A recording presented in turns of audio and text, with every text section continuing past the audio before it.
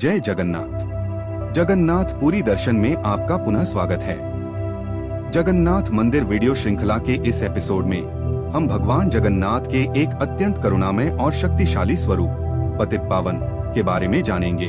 वह स्वरूप जिसमें स्वयं भगवान आगे बढ़कर उन भक्तों को भी आशीर्वाद देते हैं जिन्हें मंदिर में प्रवेश की अनुमति नहीं होती। शुरू करने से पहले हम आपसे विनम्र निवेदन करते हैं, कृपया इस वीडियो को बीच में न छोड़ें। इस एपिसोड का हर भाग एक दूसरे से गहराई से जुड़ा हुआ है और अंत तक पहुंचते पहुंचते आप सच में समझ पाएंगे कि भगवान जगन्नाथ को पतित पावन क्यों कहा जाता है। यदि आपको हमारा प्रयास पसंद आए तो कृपया इस वीडियो को लाइक करें, हमारे चैनल को सब्सक्राइब करें और हमारी बढ़ती हुई जगन्नाथ परिवार का हिस्सा बने।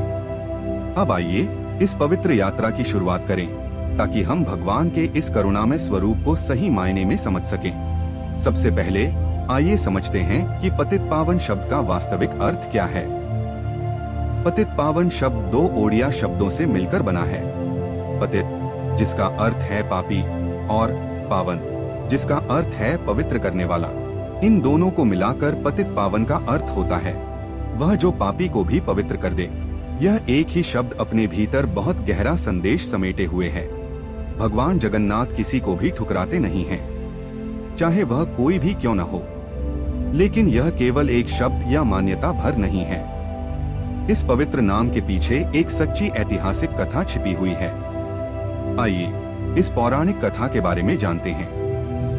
गजपति रामचंद्र देव द्वितीय के शासनकाल 1732 से 1743 के दौरान जगन्नाथ मंदिर पर मुस्लिम आक्रांताओं से गंभीर खतरा उत्पन्न हो गया था।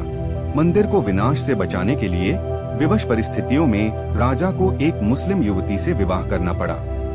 उस समय की धार्मिक मान्यताओं के अनुसार इस कार्य के कारण राजा को पतित अर्थात पापी माना गया।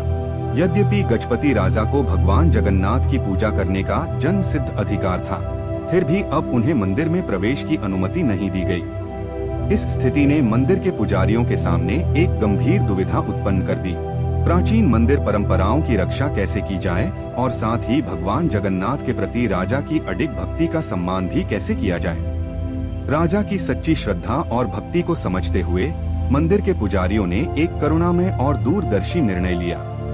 उन्होंने मंदिर के मुख्य प्रवेश द्वार पर ग्रैंड रोड की ओर मुख किए हुए, जिसे बड़ दांड भी कहा जाता है, भगवान जगन्नाथ की प्रतिमा स्थापित की ताकि राजा और वे सभी जिन्हें पतित माना जाता था बाहर से ही भगवान के दर्शन कर सकें। उस दिन से भगवान जगन्नाथ यहाँ पतित पावन अर्थात पापियों को पवित्र करने वाले के रूप में पूजे जाने लगे और यह करुणामय निर्णय एक साकार दिव्य स्वरूप में प्रकट हुआ।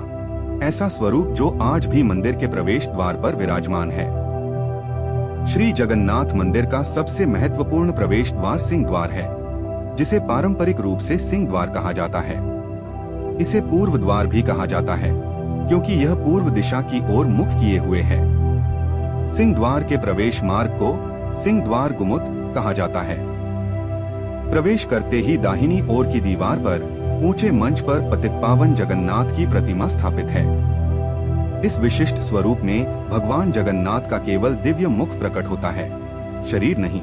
सबसे महत्वपूर्ण बात यह है कि यह पवित्र प्रतिमा मंदिर के द्वार के बाहर से भी स्पष्ट रूप से दिखाई देती है, जिससे भक्त बिना मंदिर में प्रवेश किए ही भगवान के दर्शन कर सकते हैं। लेकिन यह पवित्र व्यवस्था केवल एक राजा के लिए नहीं थी।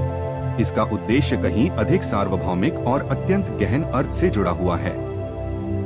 कई भक्त धार्मिक, सामाजिक या परिस्थितिजन्य कारणों से जगन्नाथ मंदिर में प्रवेश नहीं कर पाते, लेकिन भगवान जगन्नाथ करुणामय हैं। करुणा के साक्षात स्वरूप पतित पावन के माध्यम से स्वयं भगवान आगे बढ़कर ऐसे भक्तों को आशीर्वाद देते हैं, यह सिद्ध करते हुए कि सच्ची भक्ति मंदिर में शारीरिक प्रवेश से कहीं अधिक महत्वपूर्ण है।